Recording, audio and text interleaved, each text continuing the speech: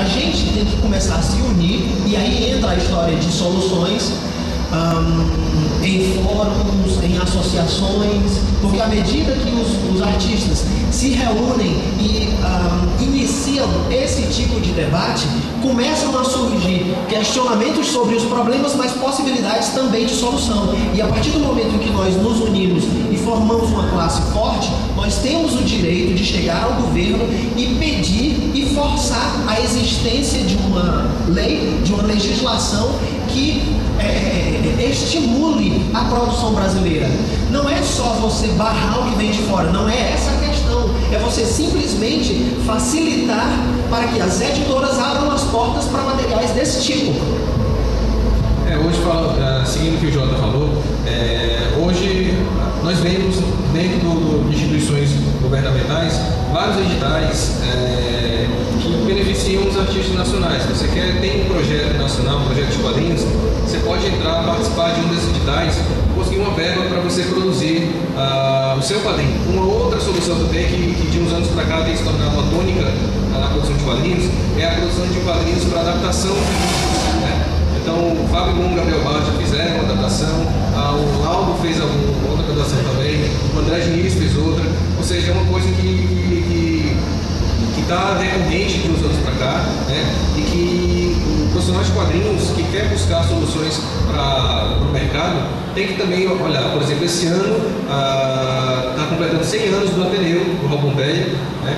E com certeza alguém deve estar quadrinizando esse material, né? E que cada vez mais as escolas estão adotando esses quadrinhos como material didático, e que o MEC, né, o Ministério da Educação, está comprando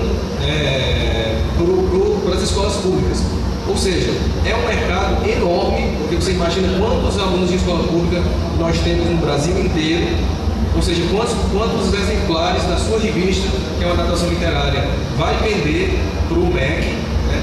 E é um mercado que, infelizmente, ainda é pouco explorado pelos profissionais de quadrinhos. Bem, fazendo um comparativo rápido, como o Zé pediu, entre o que aconteceu nos anos 90 e o que a gente vê hoje, acredito que nós ganhamos muito com a perda da influência da Image. Os anos 90 tinham um prejuízo muito grande, tiveram um prejuízo muito grande com a quantidade de influência, com a força que a linguagem dos quadrinhos da Image tinha e com a influência que ela tinha sobre os artistas brasileiros. No meio independente você vê isso. Os fanzines publicados naquela época eram imagens apenas, não tinham histórias. Hoje as pessoas perceberam no Brasil que o importante é a história. O importante dentro de uma história em quadrinhos é a história.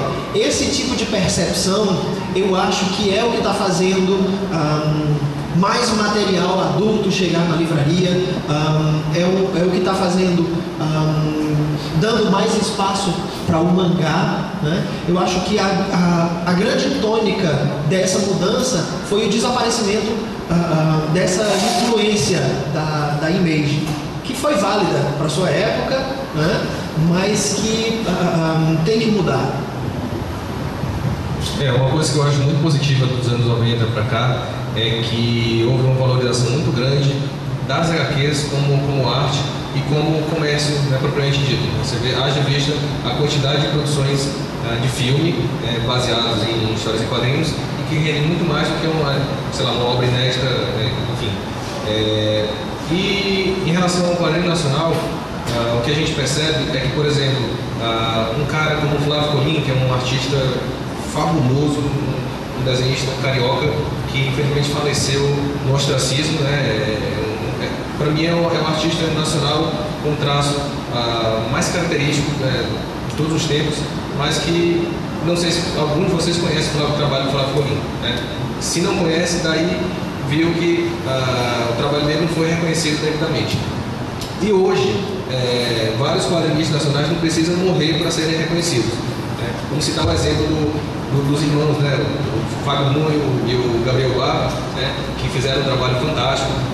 Também começaram com fanzines, 10 fanzines, né? E hoje eles são o top de linha do mercado americano, com um trabalho autoral. Eles estão publicando um trabalho chamado Day Tripper, um na DC Comics, é um trabalho que eles escreveram, que eles estão desenhando. Você tem o Rafael Grampar, que publicou um trabalho por conta própria chamado Mesmo Delivery, e que agora ele está publicando de forma pela Dark Horse, que é a terceira maior editora americana de quadrinhos, e ele recentemente foi reconhecido como uma das 100 personalidades mais influentes do Brasil pela revista Veja, onde já se viu, onde já se pensou que um cara que produz quadrinhos fosse reconhecido como uma das 100 personalidades mais influentes do país, né? Então eu acho que as histórias em quadrinhos estão tendo seu reconhecimento, e por outro lado os artistas têm que aproveitar esse período no qual os quadrinhos estão em evidência e realmente melhorar a sua produção, né? Procurar sempre crescer, sempre fazer mais hoje do que fez ontem, sempre dar um passo mais largo amanhã do que os passos que estão dando hoje. Então eu acho que estamos vivendo um bom momento, né? Mas que o que vai acontecer amanhã vai depender muito do que nós estamos fazendo hoje. Pois é, no caso é isso. Tá melhor no sentido de que agora tem muito mais trabalho relacionado ao mangá, estão surgindo novos trabalhos. No caso do Didi Arili é um pouco diferente, porque a maioria das pessoas que estão trabalhando não são profissionais, são cozinheiros que a escala está dando oportunidade, né? Eles até comentam muito nas comunidades do Orkut isso, eles vão lá, aparecem, a gente comenta até o trabalho deles, eles são bem receptivos. Se eu estou enganado, o Watson está participando também do Didi, fazendo a cor, colorizando até algumas edições. Então tá surgindo mais oportunidades para os cozinheiros aqui no Brasil, eles estão até procurando bem mais. Eu até no começo fiz a minha fala dizendo que ia denegrir um pouco, eu até peço perdão por isso. E a oportunidade está boa, o melhor momento para o mangá no Brasil, eu acredito que seja agora. Se você quer fazer o seu fanzine, faça, certo? Apresente seu trabalho. O Jota me disse que foi muito legal, quando você apresenta seu trabalho para o mundo, é o grande momento, é o seu momento, é a hora de aproveitar. E eu digo que a hora é essa. Se você tem o seu trabalho relacionado ao mangá, a hora do mangá aqui no Brasil é agora, então aproveita. Mas tem uma questão aí importantíssima ao apresentar o seu trabalho para uma editora. Você não pode simplesmente fechar um álbum de 60 páginas e empurrar para a editora e querer que eles publiquem. Você vai fazer isso, você vai mandar para 30 ou 60 editoras, você vai receber 30 ou 60 vezes a palavra não. Você precisa antes mostrar o que você faz, você precisa antes criar um relacionamento entre o seu trabalho e aquela editora, para que na hora que você mostre o seu trabalho, ele chegue naquela editora com credibilidade suficiente para ser publicado. Aqui no Brasil não funciona essa história de você fazer um álbum de 30 páginas, mandar e ser publicado imediatamente. Sempre envolve uma relação de diálogo, um discurso, e você tem que estar aberto a todo esse processo. Não é uma coisa imediata. Isso aí funciona com caras famosos como o Moebius, o Bill Sienkiewicz, caras, se eles quiserem fazer um álbum com a mão esquerda de costas e quiser publicar, qualquer editora publica, né? Precisa que vai vender, né? Quer dizer, só o Frank Miller que hoje não está com essa gola toda, né? Mas nós que não temos ainda um nome forte no mercado como esses caras, a gente tem que seguir isso que o Jota falou, né? Apresentar o projeto, mostrar para o editor, esperar o feedback, ajustar o projeto de acordo com a demanda da editora e, enfim, então, finalizar o projeto e vender através dessa editora.